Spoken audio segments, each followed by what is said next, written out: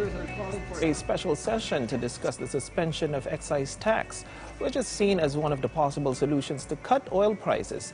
But there is one department pushing back against this, saying that suspending excise tax will only lead to government revenue losses. Again, Naomi Tiburcio filed this report. Taxi driver Florio now earns less than what he did when the pandemic started. He says the increasing pump prices have heavily affected his family. Gusto mo man kumita, kaya lang mag-extend ka po talaga ng oras. Lalabas ka ng alas 6 ng umaga, gagarahe po ko ng mga alas 10 na ng gabi, alas 11 po.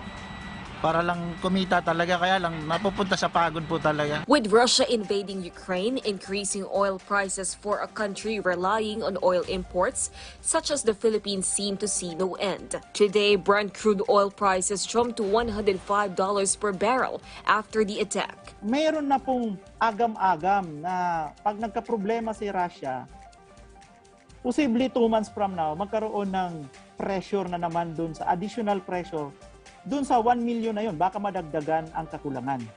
Dahil dyan, itong Russia-Ukraine is also supporting the speculative increase in price. Because the government has no control over international prices, lawmakers have been pushing for a special session in Congress to continue talks of temporarily suspending excise tax. Under the train law, 5 to 10 pesos per liter is charged for various oil products. The palace said the president has not called for a special session as of yet. The Department of Finance has long opposed an excise tax suspension, which would result to 130 billion pesos in losses for government revenue. Tax and corporate lawyer attorney Yuni Mata Perez pointed out that a full suspension may be unlikely because of its effect on the collection of the government, which is still recovering from the pandemic. If ever we look at some real reduction, if you look at the law, we look at the next administration. Empower the DOF together with other agencies ng gobyerno to make adjustments, reduce or suspend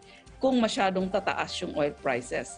Moving forward, yan ang pinakamaganda. Kasi this situation can happen again. The Interagency Development Budget Coordination Committee, or DBCC, said that the government is preparing to release 2.5 billion pesos for the fuel subsidy program to provide fuel discounts to 377,000 qualified public utility vehicle drivers. DOTR and LTFRB are ready to implement yung sinasabi nating fuel subsidy program under the General Appropriations Act. There's just that issue about yung conditionalities bago po mag-take effect. Naomi Tiburcio for the Nation.